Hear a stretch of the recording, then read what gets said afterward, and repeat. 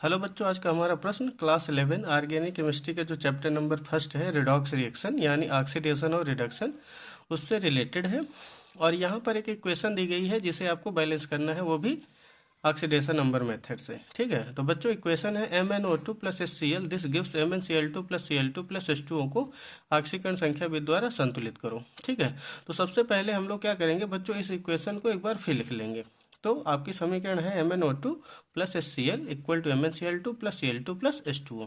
ठीक है, अब इसके बाद में ऑक्सीकरण संख्या लिखेंगे, मेन परमाणु को लिखेंगे जिनके बीच में कॉम्बिनेशन हुआ, यानी जिनके बीच में ऑक्सीडेशन नंबर में चेंज हुआ। ठीक है, जैसे Mn की MnO2 में ऑक्सीडेशन नंबर 4 आ जाएगी, Cl की -1 रखेंगे, हाइड्रोजन +1 है, आप जानते हैं। MnCl2 में Mn की ऑक्सीकरण संख्या +2 आएगी, है ना। Cl की -1 आएगी, Cl2 में ऑक्सीडेशन नंबर 0, H2O न्यूट्रल है, इसको ऐसे छोड़ देंगे। ठीक है, अब कॉम्बिनेशन बनाएंगे तो Mn से Mn के बीच में देखो +4 से +2 ऑक्सीडेशन नंबर इंक्रीज हो रही है। ठीक है, सॉरी डिक्रीज हो रही है ना, घट रही है। अब यहाँ पर देखो Cl माइनस और यहाँ पर Cl2, यहाँ पर ऑक्सीडेशन नंबर इंक्रीज हो रही है यानी बढ़ रही है। ठीक है, अब कितनी बढ़ रही है और कितनी घट रही है, इसको क्लियर करने के लिए परमाणुओं की संख्या को बैलेंस करेंगे। जैसे Mn इधर 1 है, इधर 1 है, मतलब +4 से +2, तो ऑक्सीडेशन नंबर कितनी घट रही है, 2।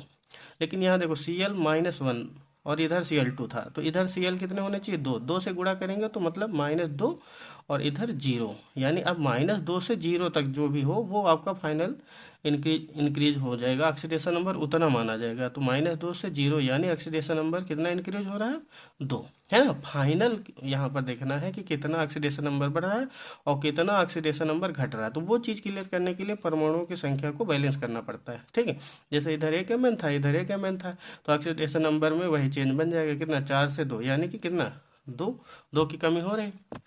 लेकिन यहाँ Cl 1 था ना, इधर 2 Cl थे, Cl2 था, तो यहाँ पे 2 से गुणा होगा, तो 1 Cl का -1 तो 2 Cl तो मतलब -2 हो जाएगा, तो -2 से 0, यानी कि कितना इंक्रीज हो रहा है ऑक्सीडेशन नंबर फाइनली, है ना। तो यहाँ पर देखा जाए 2 का।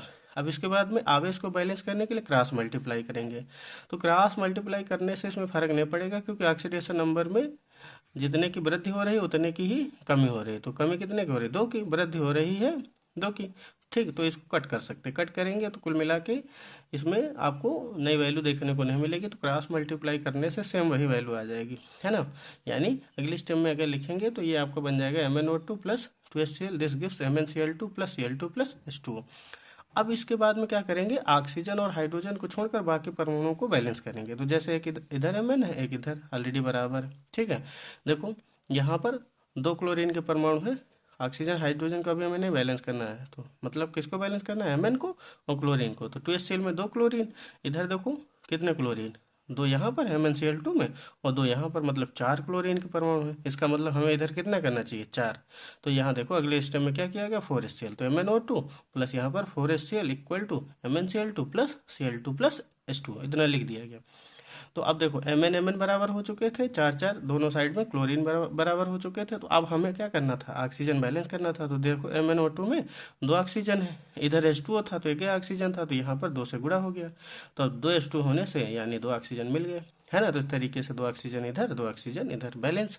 अब हमें क्या करना है, अब हमें हाइड्रोजन को बैलेंस करना है। तो देखो 2 H2 में 4 हाइड्रोजन, इधर देखो 4 HCl में भी 4 हाइड्रोजन, तो ऑलरेडी हाइड्रोजन भी बराबर हो गए। तो इस तरीके से आपकी समीकरण बैलेंस हो गई।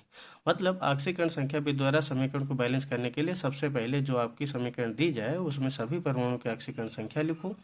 उसके बाद में किन परमाणुओं के बीच में ऑक्सीडेशन नंबर में चेंज हुआ उनको ढूंढो। ठीक है, उसके बाद में कितना ऑक्सीडेशन नंबर फाइनली इंक्रीज हुआ यानी बढ़ा और कितना डिक्रीज हुआ ये क्लियर करो। फिर आवेश को बैलेंस करने के लिए क्रॉस मल्टीप्लाई करो, है ना, इसका उसके साथ, उसका इसके साथ, है ना, ऐसे। फिर इसके बाद में ऑक्सीजन हाइड्रोजन को छोड़कर बाकी परमाणुओं को बैलेंस करो। सेकेंड लास्ट स्टेप में ऑक्सीजन को बैलेंस करो H2O के अणुओं को इस्तेमाल करके आवश्यकता अनुसार, और लास्ट में हाइड्रोजन के परमाणु को बैलेंस करो अगर जरूरत पड़े तो H+ के माध्यम से। तो जैसे यहाँ पर 4H2O आपके थे, तो इधर देखो ऑलरेडी 4HCl में 4 हाइड्रोजन आपको मिल गए थे, तो इसलिए यहाँ पर H+ की जरूरत नहीं पड़ी। अगर इधर कम होते तो फिर H+ ऐड किए जाते। ठीक है, तो ऑक्सीजन को बैलेंस करने के लिए H2 अणुओं का सहारा लिया जाता है, हाइड्रोजन को बैलेंस करने के लिए H+ का सहारा लिया जाता है। ठीक है, तो इस तरीके से आप जो भी समीकरण दी जाए उसको बैलेंस कर सकते हैं। बच्चों वीडियो को लाइक करें, चैनल को सब्सक्राइब करें। Thank you.